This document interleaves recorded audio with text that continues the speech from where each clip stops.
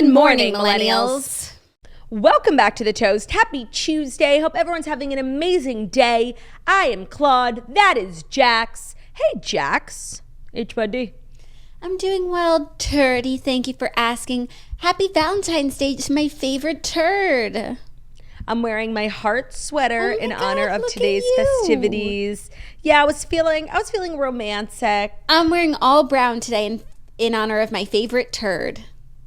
Oh, that is so thoughtful. I am moved deeply by your grand gesture. And just know it means the world to me. Even down to the brown leggings. Wow. I committed To the turd. Committed to the turd with my little slippers that, well, they're not slippers. They're like, street shoes. And they say NY. Just all turdy tings. Because you miss your New York turdy. I miss that New York turd. Well, it is Valentine's Day, the day of love. I'm actually committed to several men this holiday season. I've got Harry. This is in order of importance. I've got Harry. I've got Theo. I've got Ben. I've got, Levi too. Harry, Levi, Theo, Ben. Bruno Scruno. That's I'm really overwhelmed. beautiful. It's an embarrassment of riches. Yeah, mom's boys are her heart and soul this Valentine's Day, and I'll be celebrating with them. But as far as actually celebrating, I don't think we're doing diddly squat. I think Zach and I have just agreed we're just going to let this year pass. And I'm not offended. I do not need a flower. I don't need a card. I don't need a chocolate. I don't need a gift. I just need and I don't need a date this year. I just need time for myself, That's fair. I'm not gonna lie. If I don't get flowers, I will be starting a fight. Come on, it's really not that hard. But did you get anything for Ben? No. Did you get a card? Actually, no.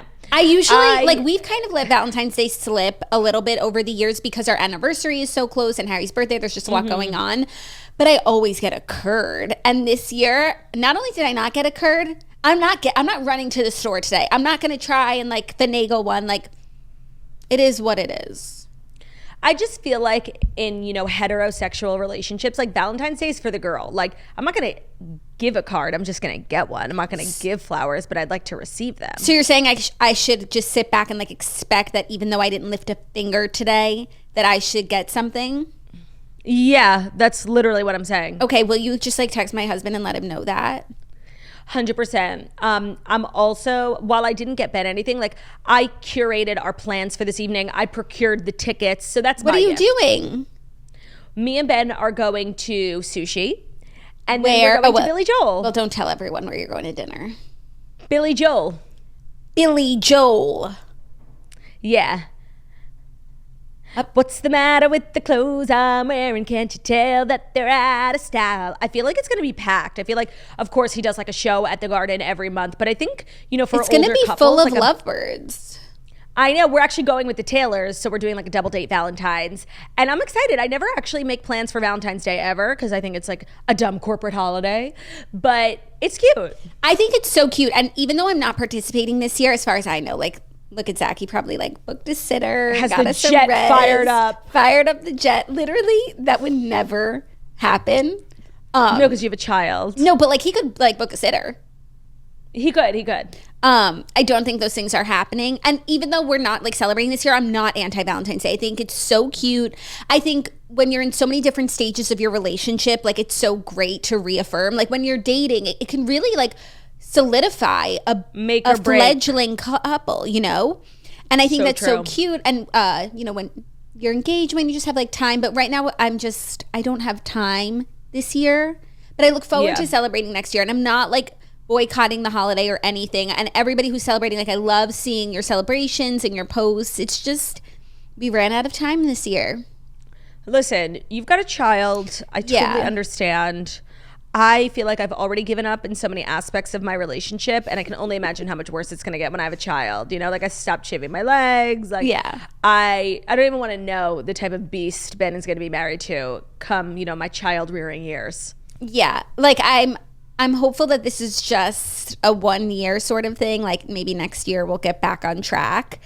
Or we'll do something for our anniversary, which is in a few days. And I feel we don't need to do something for both Valentine's Day and anniversary. We like to group it.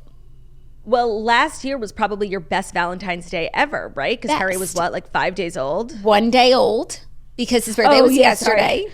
I forgot that Valentine's Day happens on the same day every year, you know, not like other holidays. Yeah, last year was even busier because Harry was born the day before Valentine's Day, so our Valentine's Day was just full of love. Zach did get me like a huge Venus Affleur flower arrangement. One thing about Zach is he is keeping Venus Affleur in business. He loves that company. Yeah. So that was really cute, and they were like all blue because we had just had a boy, and they smelled really good, so that was really nice. And then our anniversary, I don't think we did any. I mean, we had a 3-day-old, like we didn't do anything. Yeah. When's your anniversary? The 17th of February. Not me like always thinking it was the 19th. Because I got married in 2019. So it's 2/17/19. I get confused too. What's my wedding anniversary? September 27th. No. Am I close? 17th? Yes, we're both the 17th. Oh my God, look at us. I honestly never put that together, so now it'll be so much easier for me to remember. We're so cute. Simpatico. We're so like harmonious. Harmonious. We're not acrimonious. Not so far. Not today, because today is about love. Today's about love. Today for me is also about fashion. Relief.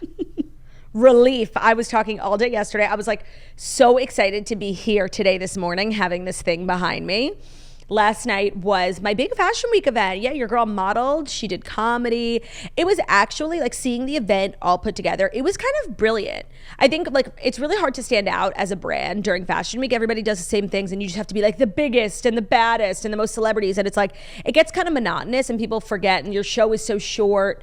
But Cynthia Rowley, like her idea to have the clothes, there were no models. So the clothes were modeled by comedians of all different like ages, heights, sizes, and so there were 6 comedians, I was one of them, and a host, Esther, so 7.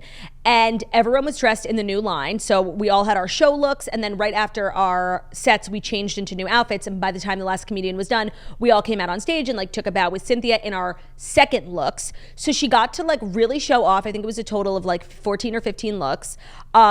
Her clothes looked amazing, and you got to see, like if you were there, like you got to see clothes on like real people with real bodies, like moving on stage, and like it was a brilliant concept for Cynthia Rowley, and I was like so excited to be a part of it. I loved my outfits. Like I've been told like maybe I get to keep them. They'll be messengered to me. I won't hold my breath. I feel like they were like, yeah, just take it off so we could like shoot it and then we'll send it to you. I'm like, yeah, okay, whatever. I'm never seeing those pants again, but I'll buy them myself because I really love them.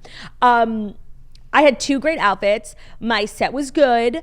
I definitely felt, really out of my league, especially, I spent a few hours before in the hotel suite with all the other female comics, and they're so like it was at a hotel. So legit. We were all in a hotel suite prior to the event upstairs above the Sony Music Hall. While people were filling in, we were all getting like touch up on glam. Cynthia came in and dressed each of us and styled us. So I spent like a decent amount of time with all the other girls, and I definitely I don't really suffer from imposter syndrome. I'm like, no bitch, I'm great. Like I need to be here. But I was feeling like major, like a fraud because these were like seasoned comics who've been, doing this for like 15 years, and they were all really nice. And I'm so glad I did it, but I was definitely like quaking. It's good to challenge yourself. 100%. And do you feel so accomplished today? I do. I mean, I feel like half of like something like that. Half of my anxiety and nerves is centered around how I look. Like, do the clothes fit me? Do I look good? Do I like my hair and makeup? And Cynthia knows how to dress a woman, And she was during the fittings, like her major concern was like, does everyone feel good? Like, do you look good, but do you feel good? I felt great. All the clothes were like tailored to perfection for me. So once like that was squared away and I knew what I was wearing and I knew that it fit and I knew I felt good and that I could move around on stage, I would say half of my like nerves went away, but then the performance anxiety kicked in. But it was great. It was honestly an amazing night for comedy, an amazing night for fashion. For women. An amazing night for models. An amazing night for women and women in comedy. Women in comedy. That's you. Yeah, it was great. I had a blast. I'm so glad, and thank you for taking us along on the journey and behind the scenes of the fashion world. Fashion is, your passion. Cutthroat, man. Fashion is I have a passion for fashion. Are there any other passions? The redheads. Well, thank you for bringing that up, because I don't know if you saw, but yesterday we celebrated our 3-year anniversary of the Redheads, which is so crazy. We're on our 40th book. Wow. And we're just loving book club podcast life. So I really feel like you started it like 6 months ago. I know. That's because we're so fresh. And my perception of time is completely warped. Everything happened. We know that. Everything has happened 3 to 4 months ago. Or yesterday. Yeah, and Harry was 5 days old on Valentine's Day. Precisely. No, it's a great time to become a redhead. The next book we're reading is The Measure by Nikki Ehrlich. And it literally says on the cover, like, this book is amazing for book clubs. Read with Jenna chose it, and she always chooses premium books. So I haven't read it yet, but I just know it's going to be a fire book club choice, and it's going to spark interesting dialogue. It's all that matters at the Redheads. It's so true. So it's never too late to join us. Congratulations on your... Oh, you go. Don't feel intimidated. I feel like if you're not a redhead, you might be like, Jackie has this thing, there's 40 books, how could I catch up? You could start at any time to become a redhead. You could buy the book today, The Measure by Nikki Ehrlich, and you tune into our next episode, which drops the first Thursday of March, and you'll be caught up. That's how it goes. Jump right in. Or you could just like read a book from the last 40 and go listen to the episode. Read a book, any book. Yes, you could. Yeah. Give me a word. Give me a word. Any word, and I'll show you it is Greek. Redheads. Redhead comes from the Greek word redio, which means burnt.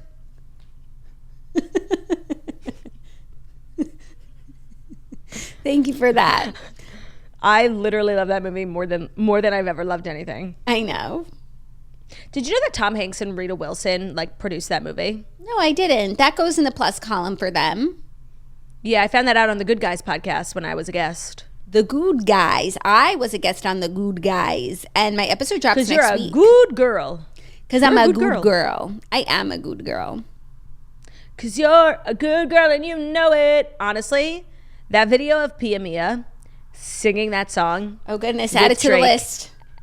And Kanye at the Kardashian family dinner table. I believe it was posted on Kik, K-I-K. Remember that platform? That really was one of the weirdest things on the planet, you know? Yeah, but I think it also goes to show that you could have all the connections in the world. You could literally be singing Drake's song for him at an intimate dinner party. And it doesn't guarantee success. No, that's actually so true. I have often thought about what happened to the relationship between Pia Mia and the Kardashians, because she was like a tried and true Kylie girl. They were like propping her up with her singing. She did go on to have, and she still does, she's pretty big on TikTok, and she has like a singing career, but it's not even remotely close to what it should be given like her comeuppance and given that Kik video. Yeah. So that's just a good lesson. So it's so true. I don't know what the lesson is. But she also is like so... No, there's no lesson, because it doesn't make sense. Someone who was like really genuinely talented, so well connected, beautiful, like really had all the makings of a star. I feel like maybe she took a step back. Which I always respect, because the industry is just toxic. And she probably saw some things. Maybe. Like Addison. I also think she's like a really big earner on OnlyFans. Oh, well, that's good to be your own boss. Let me double check that. I'm like pretty sure she's like one of the top, or I'm actually making that up. I've like literally never looked at her Instagram. Let's see what's going on. Yeah, no, she's on here. And she's like one of the top earners. Oh it's God, $15 a month. So many followers. Oh, she's so beautiful. She has so many followers. Yeah, she has 9 million followers on TikTok. But like people don't know who she is. Do you know what I mean? She has 9 million followers on Instagram. She has 9. Yeah. That's crazy. But she has likes off. You know it. What do you think about that? Oh. Okay. I'm so glad you brought that up. My thoughts on having likes my question off. was that she has her likes turned off. So you just see blank and others like the photo. So I would say 9 times out of 10 when I see your likes off, you are hiding poor engagement. I don't care what you have to say. Like, you are hiding the fact that you either have like some sort of fake followers or just like a really not engaged audience, and you have brands and other people. Stale followers that you acquired years ago that just like are not active accounts anymore. You didn't buy them, no, but like they're not engaged with you. And I will say 1 out of those 10, I do believe is like really doing it for their mental health. Yes. With like just not interested, not wanting to put so much validation on numbers and like emphasis on, I don't think that's, but I think everybody turns them off and says, oh, I'm doing this for my health. But I know you're doing it because there's an element of fraudulence to your business. Yeah, but I have a question. And wait, sorry. Just know, if you ever see me turning that off, it is because I am getting poor engagement. Okay, good to know. I have thought of instances where I would turn it off and it wouldn't be because of engagement, but it would be because like I'm posting something that I feel like strongly about and I don't care how it does. Okay.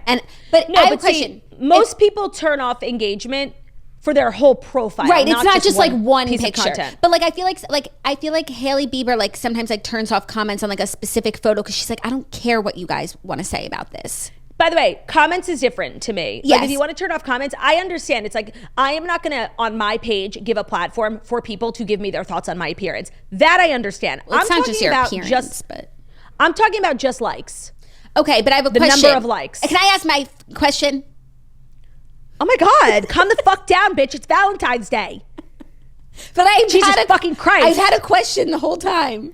Okay, I mean, and I told you this before we started recording. You're giving me a lag today, so like I can hear you 3 seconds after. So I'm responding late. Sounds like you have to come back here. Why don't you get your ass up here, bitch? I just spent 10 days at your motherfucking house. Yell at me again. I fucking dare you. I actually am. Yeah, what was your question? I am coming up. My question, wench, was the person whose page it is, even if they turn off likes, can they still see how many people liked it? I don't know. I've never done it. Yeah, because then it's like, you can't make the argument it's really for your mental health. You still see. But maybe the mental health comes in because it's like you don't have the pressure of like showing other people how sickening you are. Yeah, no, and then like other people will look and be like, wow, comparing. You know, I think it's more so for other people not to see it. I don't know if you see it on your own end, but I'm really glad you brought that up because whenever I see like certain people, I'm like, oh man, you are such a fraud. Like I know you're just like having low engagement. Like own it, girl. Actually, no, I can't lie. I respect it because if that was me, like I would not own it, and I would be like, guys, I need to protect my mental health. Yeah. Yeah, because if I just saw whatever number of likes she actually gets, we would have sat here and been like, oh, she's finished. But instead I'm like, she's protecting her peace. Yeah, and like I'm over here like speaking on my high horse because like my Instagram like happens to have like very high engagement, but like that could change in a year. And just know like I'm not above hiding. Like I will hide. Yeah, when the day comes, it's there for a reason. It will. It's there for a reason. It will. Yeah, take advantage of all the tools that Instagram has to offer. 100%. I think we all take advantage of Instagram's tools. I think we all do too. No, I definitely don't. I do the same thing. Like I just use stories and posts. No, same. You know, they always have like a new gimmick that they're hawking. So true, and it takes me like 3 years to. But if you're an early adapter, they'll push that shit to everyone. So true. But then everyone will hate you because they're seeing your stuff. It's like getting that U2 album. It's so hard to be a creator. People don't know because like we make it look so easy. But this life, it's so hard. Like it's literally so challenging, and people don't know. They don't know. No, they don't. But we're going to let them know, Turdy. Because let them know, Turdy. It is time for the Fast 5 stories that you need to know this Valentine's Day. And this gorgeous romantic loving episode is brought to you by Caraway. New year, new kitchenware with Caraway. Start your year off right with non-toxic kitchenware so you can ditch the chemicals and make healthier cooking a piece of cake.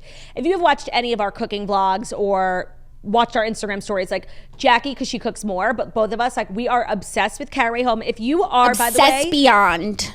If you're like cooking a romantic meal tonight for Valentine's Day, do the Caraway, use their products because your cleanup will be so much easier. And no it's like stuck on mess. If you're cooking, that means like your man should be cleaning up. And if you're using Caraway, like he won't he physically couldn't be leaving chunks in the bottom of the pan and like burn marks and scrapes. So it's good for everyone. It's good for your relationship that the next time you go to use your caraway, it will be clean. Their internet famous cookware set is a staple for any home, and it comes in multiple colors to fit with any design aesthetic. With our exclusive discount, you can save on the full suite of Caraway products. That includes the food storage, the tea kettle, the mini cookware. By the way, I didn't have the food storage, and then I went to Jackie's house, and in her pantry, she has the food storage, those little bin things. Genius, because it's so hard to keep like, you know, your cookware organized, but not with Caraway. All their sets come equipped with easy access storage solutions, so no stacking is required. Gone are the days of misplacing your lids, and gone are the days of toxic cookware. All their products are made without any toxic materials.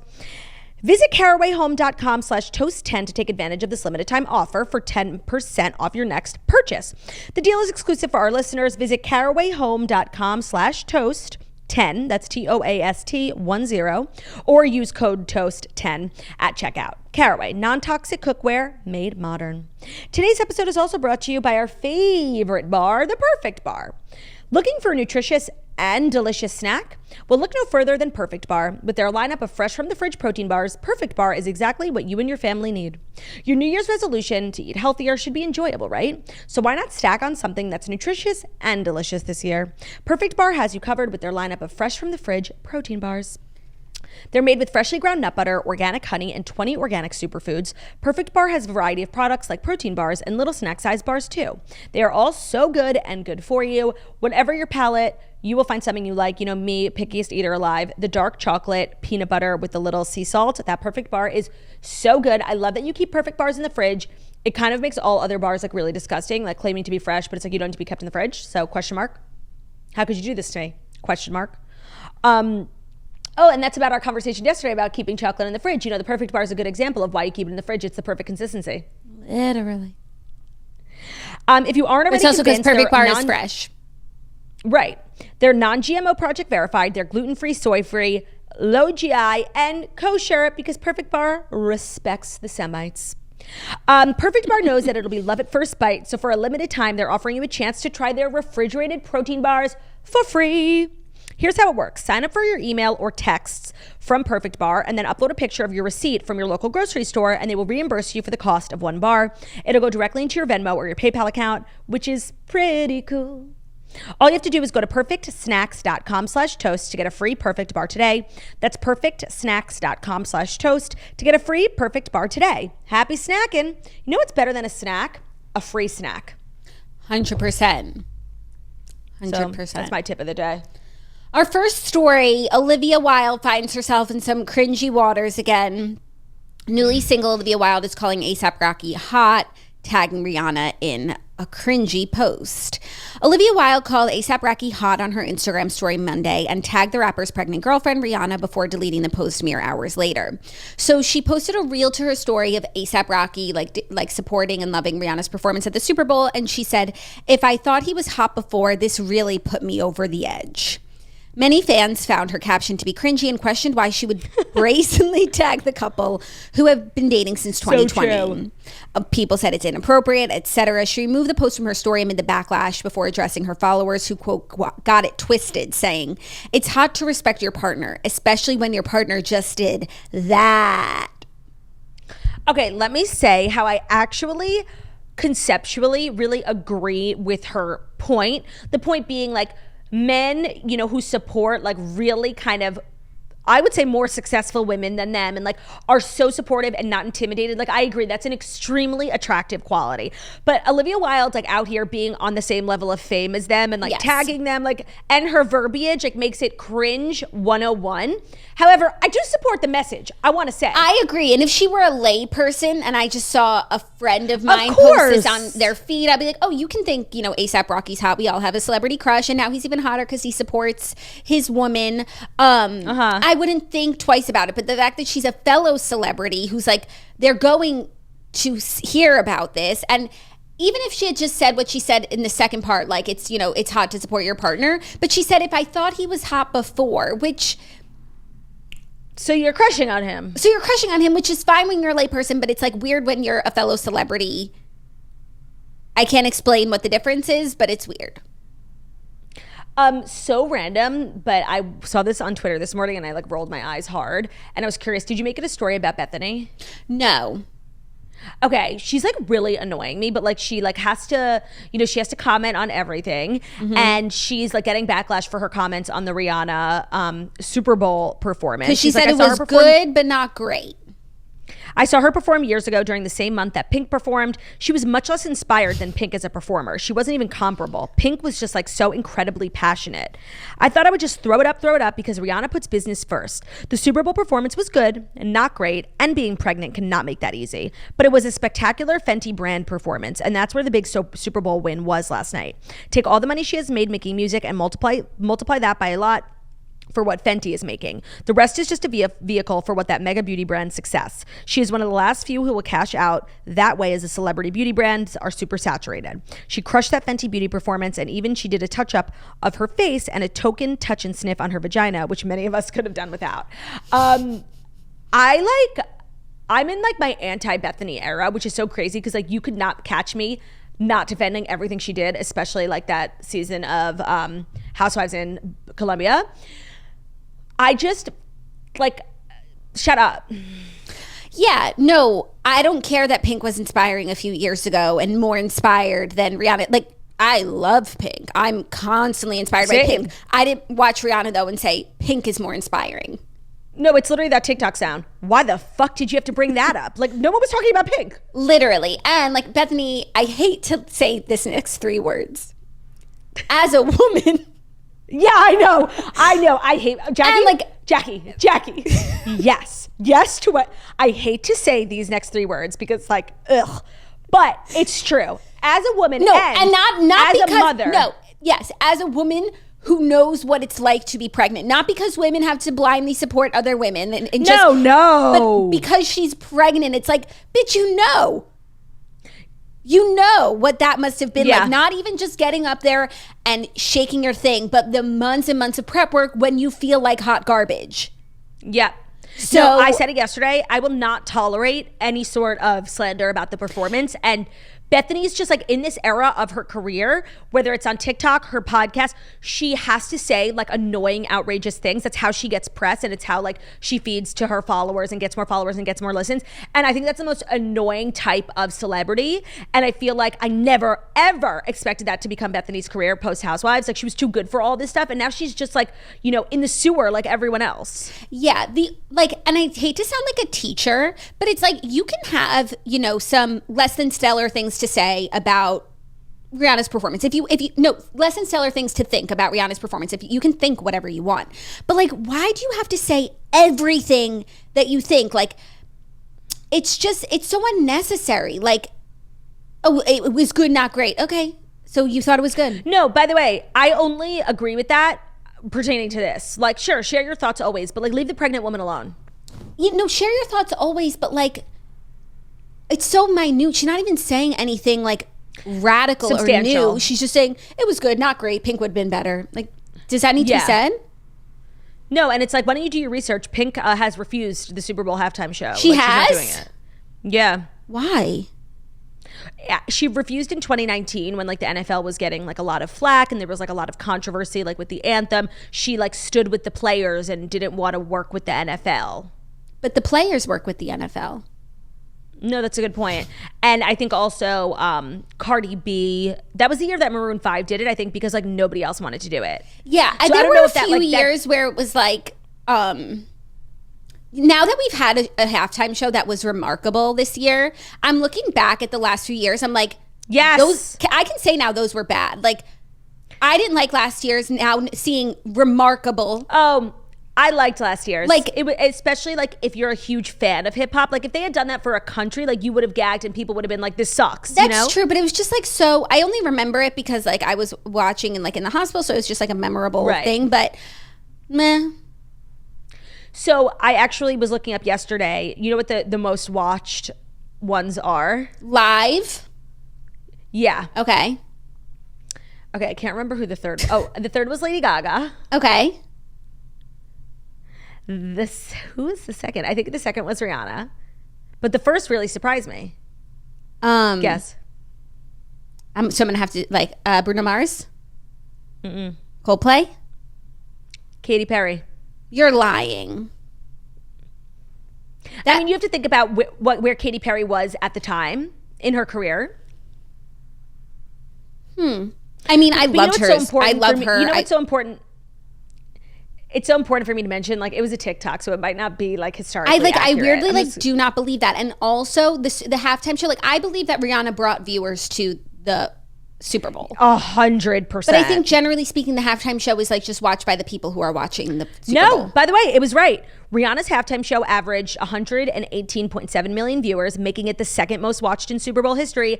Katy Perry's 2015 performance still holds the top mark at 121 million. That's crazy. But like, and I mean, I loved her halftime show. That's just surprising. I also wonder if 2015 was just like if the NFL was more popular in 2015. Yeah. You know? I think there's a lot of factors. There's a lot of factors, but that's interesting. And then who was it before last year? You want me to pull up? Let me pull up the list. Yeah.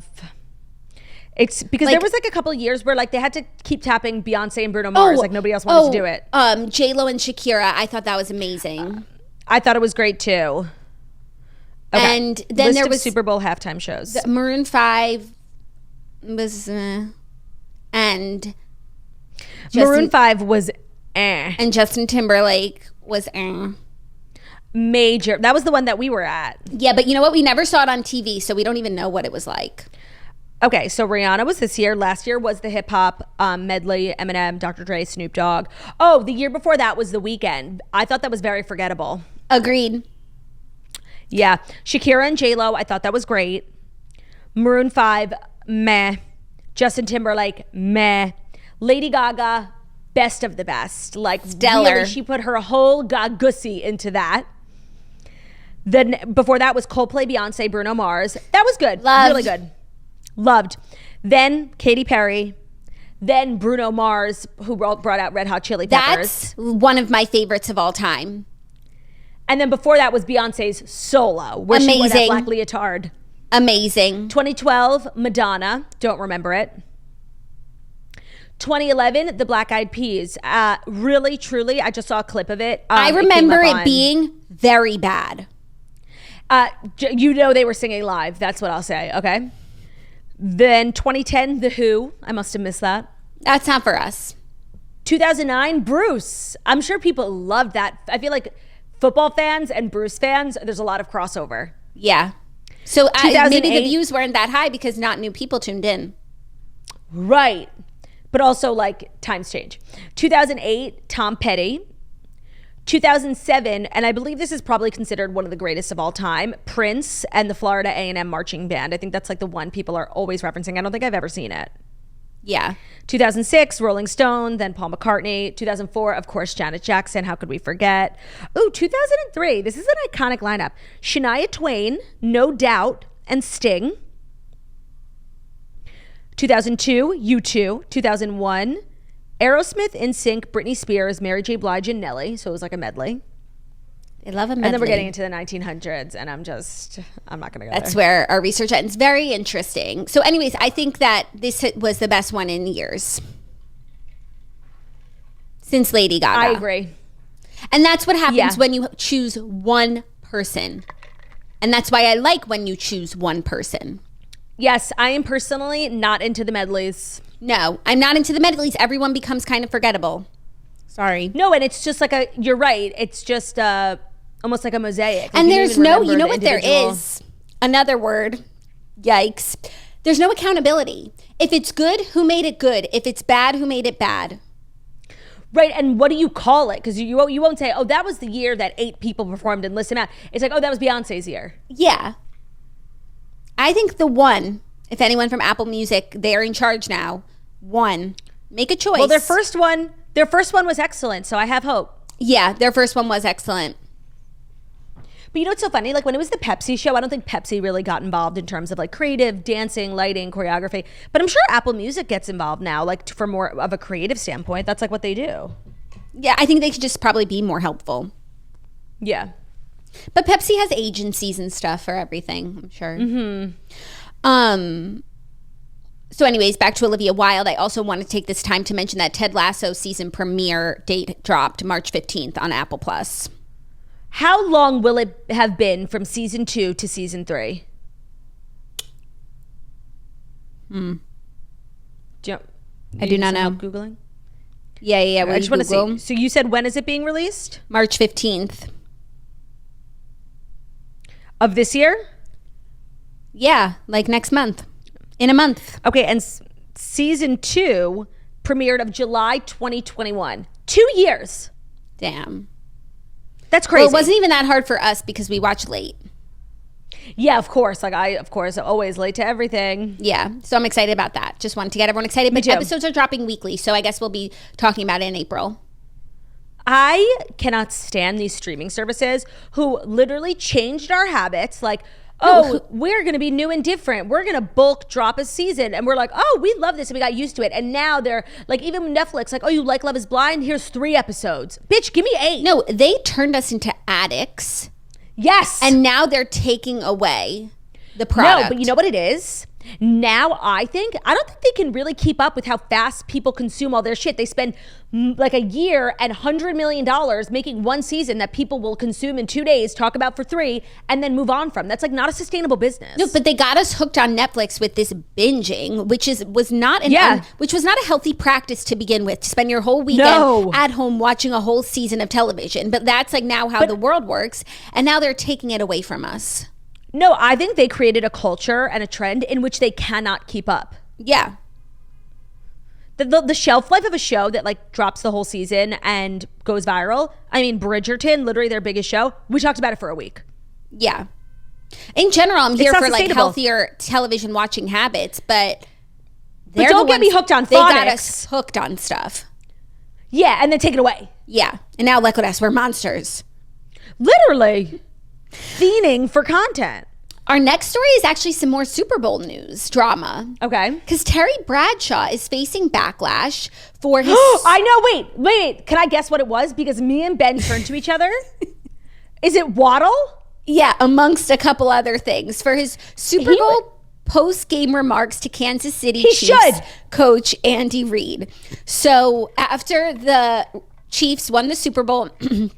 Terry Bradshaw, who's an analyst for Fox NFL Sunday, came onto this field. He's also a reality show star. Oh, right. Bradshaw Bunch. He was trying to get Andy Reid's attention. He said, big guy, let me get the big guy in here. Come on, waddle over here. Have a cheeseburger on us. Okay, so I will say the cheeseburger thing didn't shock me as much because Ben said, like, this guy, after every win, like, has a burger. That's, like, his thing. Okay. So it's so important to know that. The context. But me and Ben looked at each other when he said waddle, because that's a really fucking mean thing to say to like an overweight older person. And it's like, all right, Terry Bradshaw, calm down. Like, you waddle too, okay? Right. And I'm sure they know each other, and I'm sure it's fine, and I don't think Andy Reid gives a shit. But like, I as a viewer, I was definitely like, damn, savage. Yeah, I have to imagine that they go way back. Terry Bradshaw is not the most fit, so it's like... Right. You know, it's kind of funny. No, if like a young, really fit person would have said it, fired on the spot. Fired. But like, I think that they have this relationship. It's reminding me of like the Luke Bryan intro at Dustin Lynch. Like, he's roasting him. We don't get it because like we don't know them, but like that's how they talk to each other. I think also like football talk is just like fucking harsh, different, and it's weird for a lay person to see it. And we're like so precious. We're like, PC. You can't talk like that. It's Terry Bradshaw being fat phobic. No, it's so true. And they're like, shut up. I have to imagine it was some sort of, you know, unspoken bond between them. Yes, because Terry Bradshaw like is a professional. He's been in the business forever. I'm sure he knows this man forever. And some conversations between friends doesn't make sense to the outsider. Yeah, but I'm going to assume that. It's also Terry Bradshaw's job to know that millions of outsiders are watching your conversation. I'm going to assume that that's the case because the alternative is so fucking mean and sad. Cruel. Like, Andy Reid was so cute, so proud. He's like, I'm not retiring. Like, I love this man. And I refuse to let anyone disrespect him. So I'm going to just live under the guise that they're besties and they joke about waddling all the time. Yeah. The alternative is cruel. And I actually learned some interesting fact about Andy Reid and like his ties to the Kelsey family is that Andy Reid used to be the coach for the Eagles. And when he was the coach for the Eagles, he drafted Jason Kelsey. And then he became the coach for the Chiefs where he drafted Travis Kelsey. Wow. So I'm sure Mama Kelsey has a warm spot in her heart for Andy as well. Yeah. And so I don't think Mama Kelsey would tolerate any sort of Andy Reid slander. No.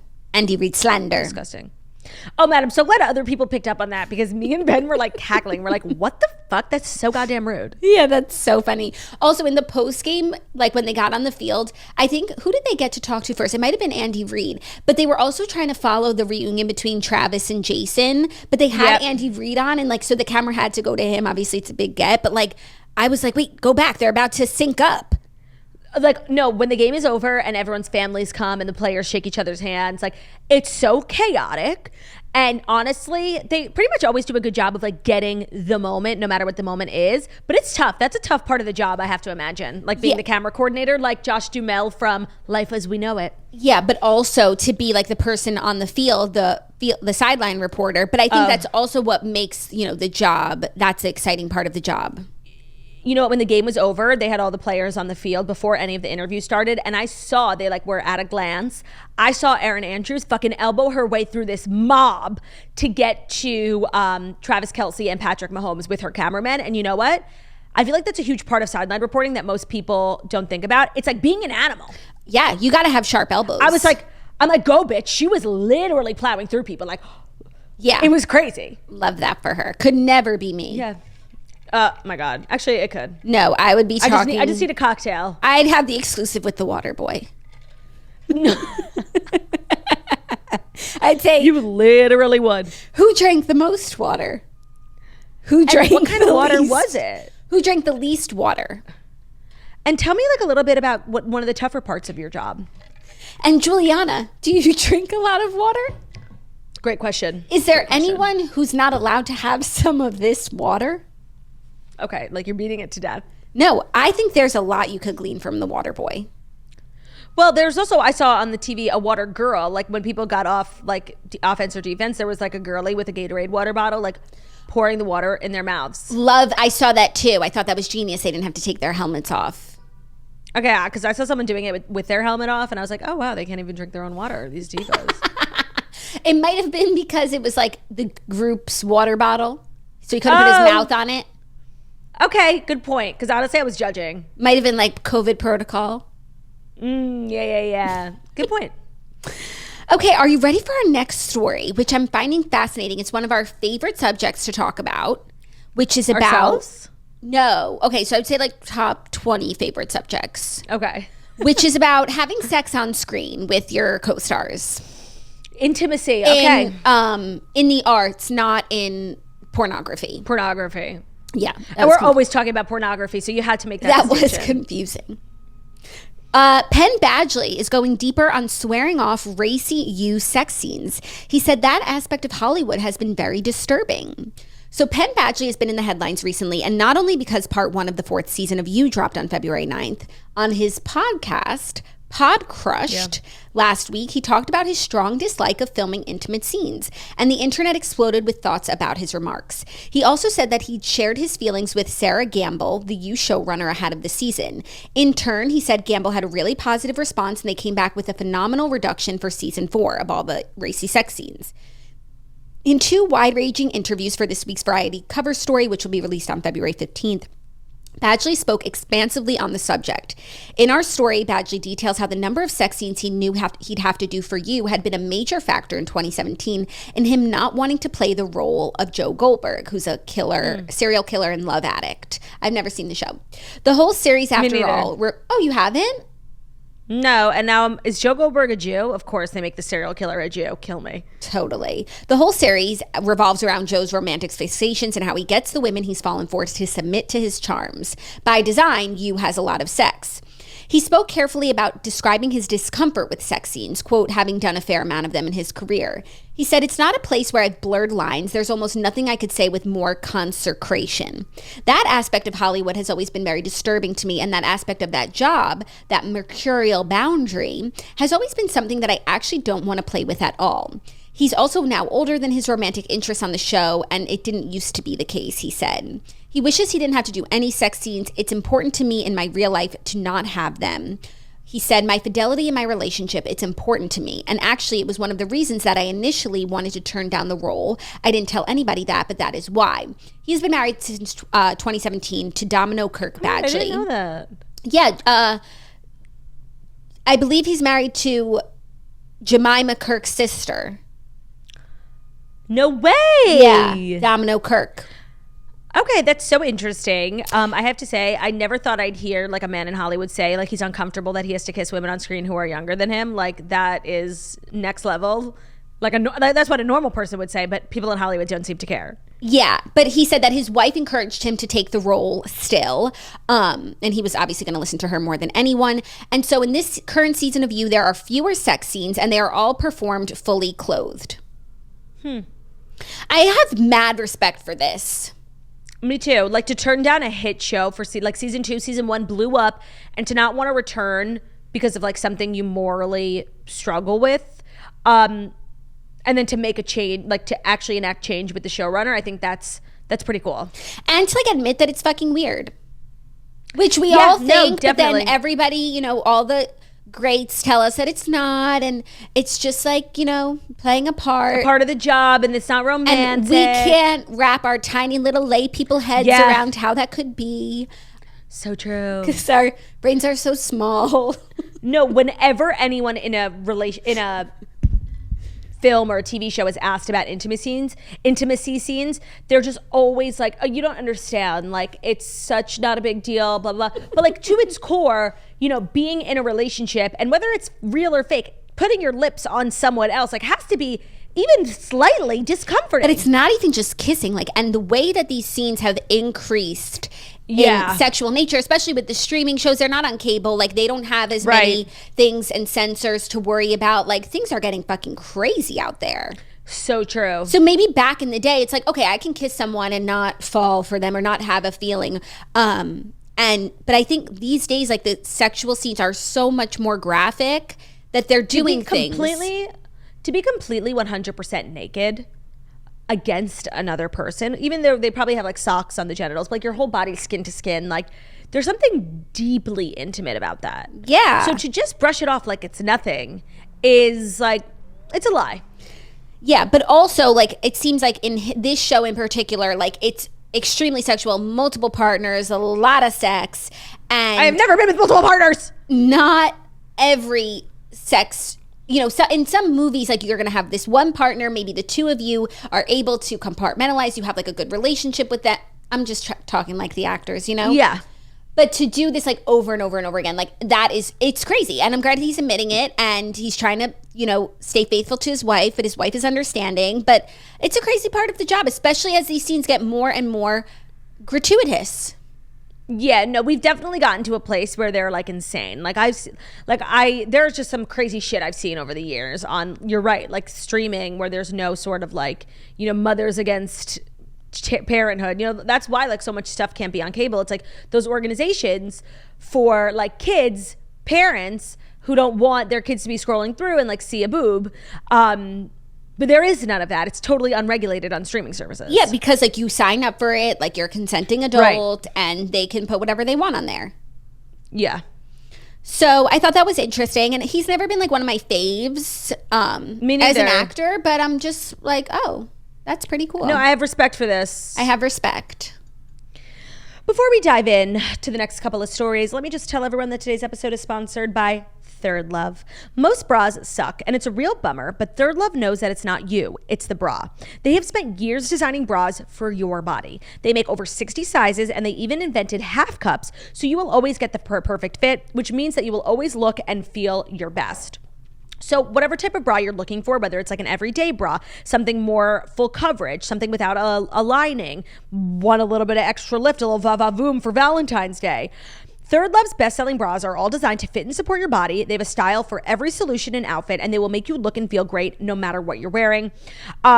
So I think the beauty of Third Love, and the reason why I fell in love with the brand like many years ago, is because I did not know what actual size bra I needed until I took their quiz. And what's so crazy is that I had gotten my boobs measured in like stores before, and even in store, I got a less accurate sizing than I did on the Third Love website. I could not believe I was like literally wearing the wrong size. They asked so many questions in the quiz, like about your breast shape, how they hang, your current bra size, what's wrong with your current bra size, what you like, what you don't like. It's really helpful. And it's always important to keep doing it because your bra size can change over 6 times within your lifetime. So they make it easy to find your perfect bra with their virtual fitting room. It has helped over 20 million women find their perfect bra size. And they have the perfect fit promise. You'll never get stuck with a bad bra again. Returns and exchanges. Oh, I'm wearing my Third Love. Yeah, I'm wearing my Third Love bra today. Ditch bad bras, get a better one that makes you look and feel great. Upgrade your bra and get 20% off your first order at thirdlove.com/toast. That's 20% off your first order today at thirdlove.com/toast. Honestly, it is time for you to stop wearing like that broke down bra. Get a new one. Thank you, Turdy. Yeah, you're welcome. Our next story, Forbes has released the world's 10 highest paid entertainers. They've relisted? Excuse me? They've released? What'd you say? Released? You said relist. I don't know what that means. Me neither. That's why I'm asking for clarification because you said it. Released. Forbes says release their list. These are my favorite lists. Yeah, this one's particularly interesting because it's entertainers, so it covers the gamut. It's how much they made this year. So keep those things in mind. But also, I think lists like this, it's so important to also keep in mind that in order to be eligible for this list, you have to willingly submit like financial documents to prove that you made this. So there's entirely possible that people who are not on this list because they didn't want to send their fucking tax return to Forbes and they don't want people knowing how much money they make. So just keep that in mind. But this list, a lot of the people on it are because they made deals this year that was public information. Like they sold the rights to their music and like we all know how much they made. They didn't submit that. Like, you know, when sometimes when people do deals, like we know, oh, it's a $500 million deal. Forbes said they made $500 million. Like it's really not that hard. Number one, Genesis, $230 million. The pioneers. Who is that? They're the pioneers of progressive rock. What's progressive rock? And they topped the list with a $300 million music rights sale to Concord Music Group in September. So they sold all their music for $300 million. Is Genesis a band? They're the pioneers of progressive rock. And if you don't know what that means, I can't help you because I don't know.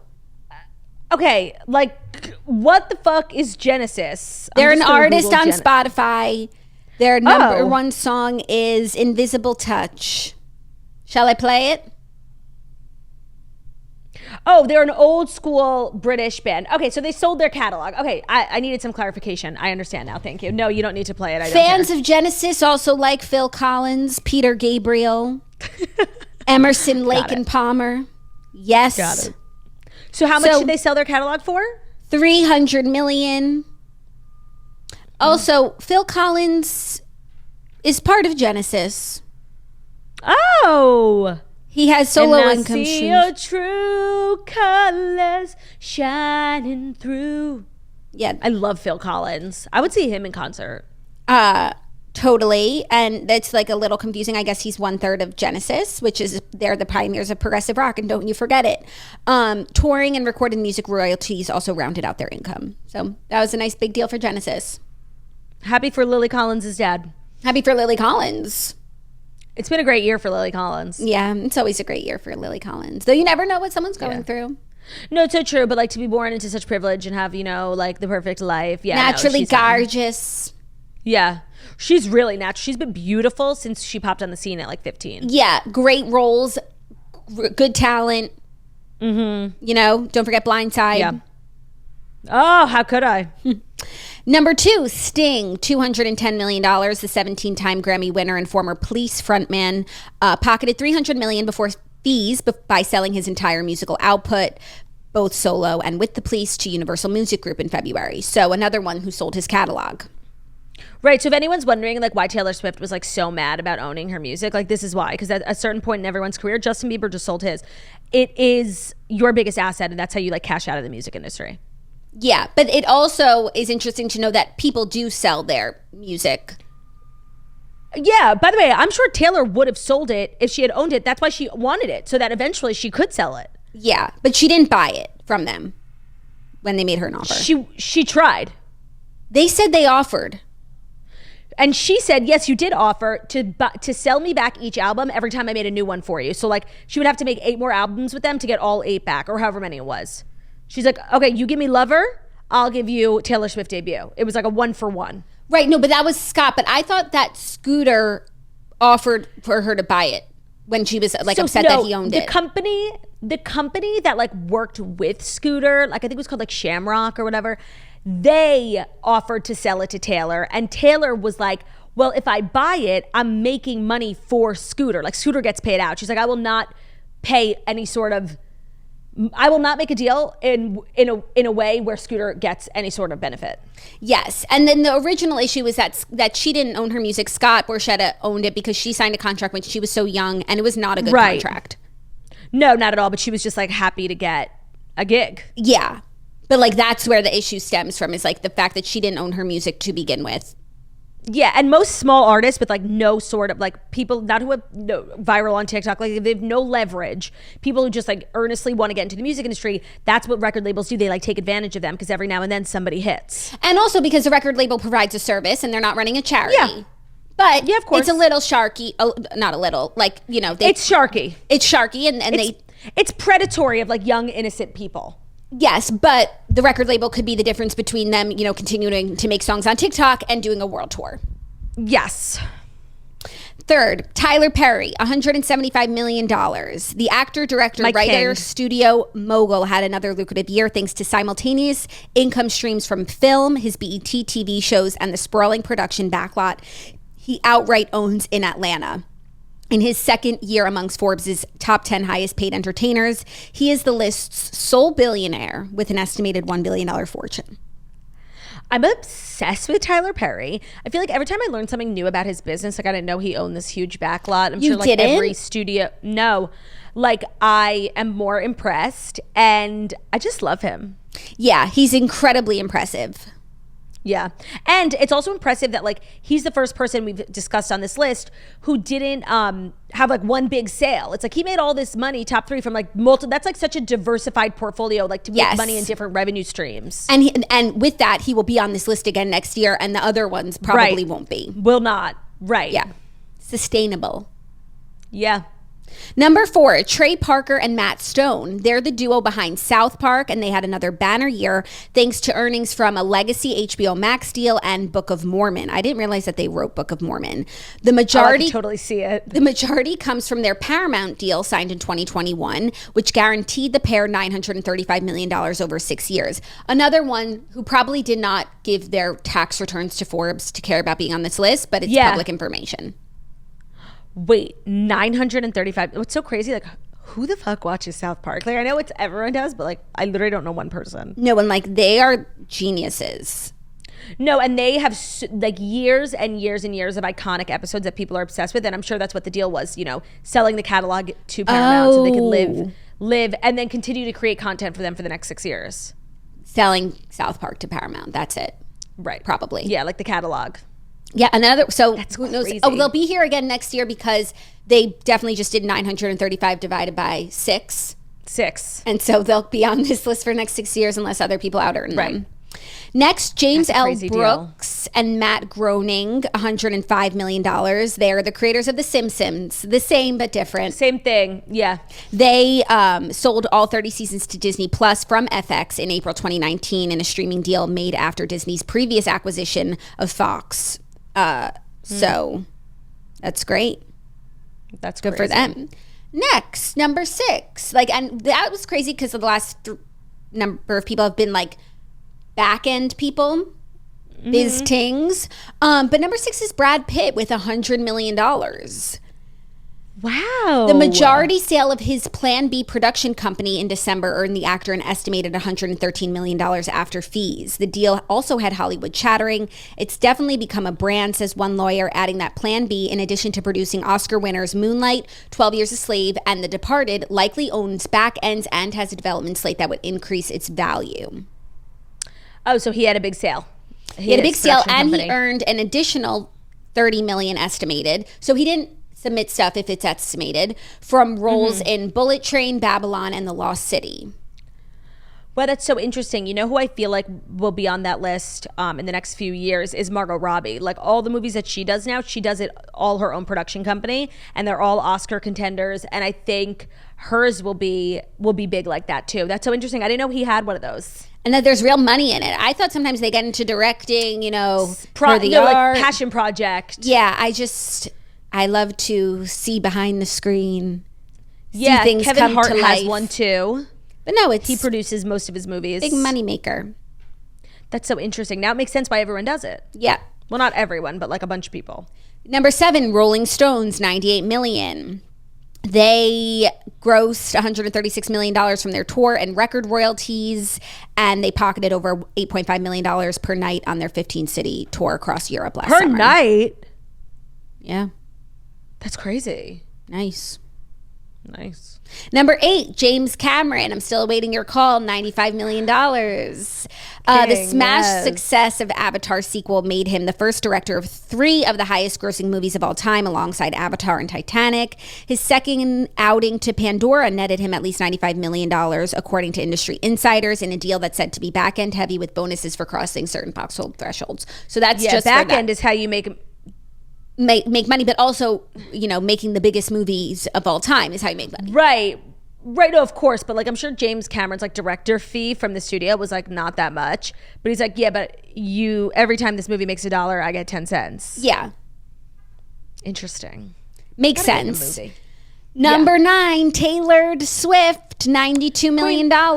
Combined income streams from physical record sales, streaming on platforms like Spotify, digital downloads, licensing, and sync make up her earnings. It begs the question, what can she do? Crashing Ticketmaster with insane demand for her Midnights tour in November suggests an even bigger 2023 for her, and she'll be on the road for 52 nights across the U.S. with a potential 9-figure payout as well as a result. Yeah. I'll be curious what her number is next year, because this is just a regular year for Taylor of being a singer, merch, album, but a tour is really where you make money as a musician, and I would be very curious. I'm sure every time she does a tour, she becomes like, the top the